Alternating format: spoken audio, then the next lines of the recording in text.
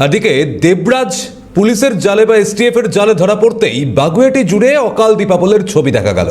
গতকালই একেবারে যে ছবি আমরা দেখতে পেলাম, সেখানের মানুষ আতশবাজি পুড়িয়ে উৎসব পালন করলেন। স্থানীয়দের সঙ্গে সামিল হলেন সেখানকার বিধায়ক তরুণজ্যোতি তিওয়ারিও। রাজারহাট গোপালপুরের বিধায়ক তরুণজ্যোতি তিওয়ারি দেবরাজ চক্রবর্তীর গ্রেপ্তারিতে মুখ্যমন্ত্রীকে ধন্যবাদ জ্ঞাপন করল এলাকাবাসী।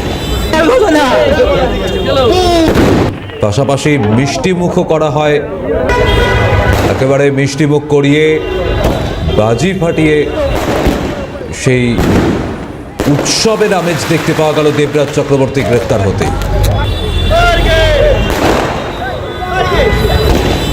গোপালপুর হলো, আমি জানি এটা ছায়া রাজারহাট নিউ টাউনেও পড়বে, বাপের বোঝা তো অনেক বড়, এবং এটা কালীঘাটেও পড়বে। গান টানলে মাথা আসে, মানুষ খুশি, সাধারণ মানুষ খুশি। আমি মনে আপনার চোর অ্যারেস্ট হয়েছে, ডাকাত অ্যারেস্ট হয়েছে, মানুষ খুশি হবে না? খুশি তো হওয়া, তাই তো হয়েছে। আরো অনেক কিছু আছে, সবে একটা মামলায় গ্রেপ্তার হয়েছে, আরো অনেক কটা মামলা আছে, অপেক্ষা করুন।